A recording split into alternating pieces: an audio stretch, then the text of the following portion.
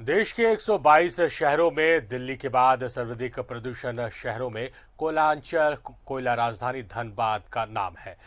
NCP के अपनी report में पीएम 10 के आधार पर झारखंड के धनबाद के हवा प्रदूषण की मात्रा खतरनाक पाया है। सिम्फर के वैज्ञानिकों ने धनबाद के वायु प्रदूषण पर जो शोध किया है उसकी रिपोर्ट चेतावनी के साथ ही खतरे को आगाह कर रहा है। ये है देश की कोयला राजधानी धनबाद। वैसे तो देश की 80% कोकिंग कोल की जरूरत को धनबाद अकेले पूरा करता है, लेकिन इसकी कीमत भी धनबाद के लोग प्रदूषण के रूप में झेलते हैं। भूमिगत खदान की जगह अब कोल इंडिया और बीसीसीएल ओपन कास्ट माइंस पर जोर दे रही है। नतीजा कोयला खनन के लिए हेवी ब्लास्टिंग और खुले में ट्रांसपोर्टिंग जहां मुसीबत बनती जा रही है, वहीं झरिया की भूमिगत आग में जल रहे कोयला प्रतिदिन हवा में जहर घोल रहे हैं। आसपास की लाखों आबादी प्रभावित हो रही है। साथ ही श्वास, फेफड़े और हृदय रोग की चपेट में लोग आ रहे हैं। 2016 में देश के सर्वाधिक गंदे शहर का दाग धनबाद पर लगा था। हालांकि धनबाद निगम ने अपने अथक प्रयास से फिलहाल ये दाग धो दिया है, लेकिन समस्या अभी भी खत्म नहीं हुई। सिर्फ वायु प्रदूषण ही नहीं, बल्कि धनबाद में जल प्रदूषण भी बढ़ता जा रहा है।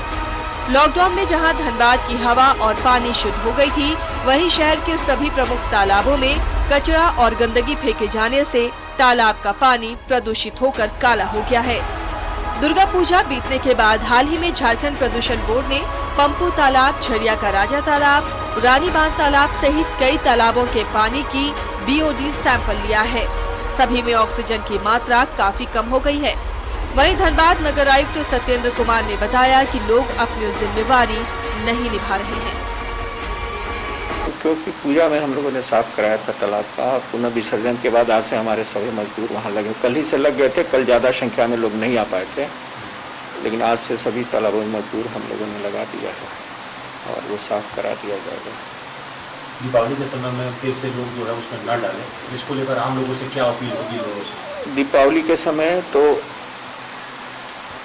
हमको नहीं लगता है कि लोग नहीं डाले तो ज़्यादा अच्छा रहेगा।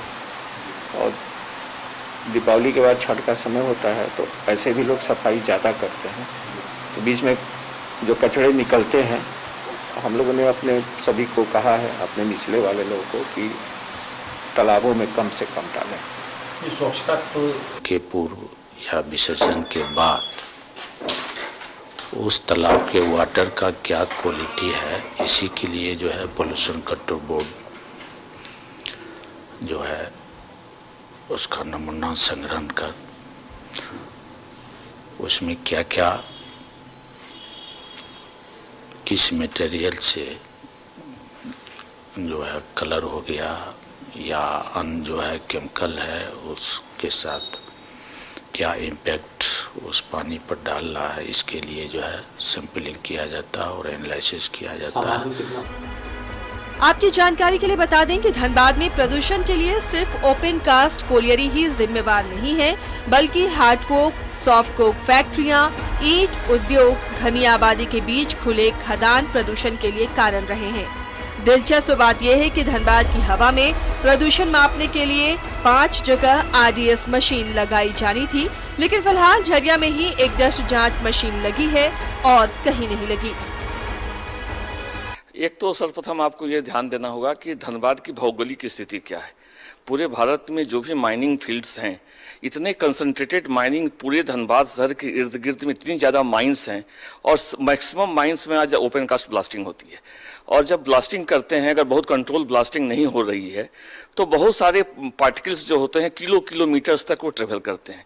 तो पहला कारण यह है कि एक कंसंट्रेटेड माइनिंग एक्टिविटीज हमारे धनबाद शहर के अगल बगल में है, इवन शहर में ही माइनिंग हो रही है। एक वो तो सबसे बड़ा कारण वो है कि हमारी जो माइनिंग एक्टिविटीज की वजह से अगर बहुत साइंटिफिक तरीके से किया जाए, उसकी ब्लास्टिंग को कंट्रोल ब्लास्टिंग तौर पर किया जाए, तो बहुत कुछ धूल कण को हम लोग रोक सकते हैं, पोल्यूशन को बहुत कुछ बचा सकते हैं। राष्ट्रीय स्वच्छ हवा कार्यक्रम के तहत देश के 23 राज्यों में दिल्ली के बाद सबसे ज्यादा प्रदूषित शहरों में धनबाद का नाम आता है और मानक के हिसाब से यहाँ पर PM10 का 243 माइक्रोन पहुँच गया है, यानी आबोहवा बेहद ही खतरनाक स्थिति में है। इसका कारण है कि जहां लॉकडाउन में बेहतर आबो हवा हुई थी, जलवायु साफ हुए थे, वहीं एक बार फिर से माइनिंग गतिविधि बढ़ी है। साथ साथ गाड़ियों की परिचालन भी ज्यादा हो रही है। सवाल यह है कि आम नागरिक अपनी जवाबदेही कब निभाएंगे। साथ ही साथ सरकार को इस बात को लेकर भी चिंता करने की जरूरत है कि धनबाद में बेहतर आबो हवा कैसे हो। कैमरामैन तपेश के साथ अभिषेक कुमार, न्यूज़ 11 भारत, धनबाद।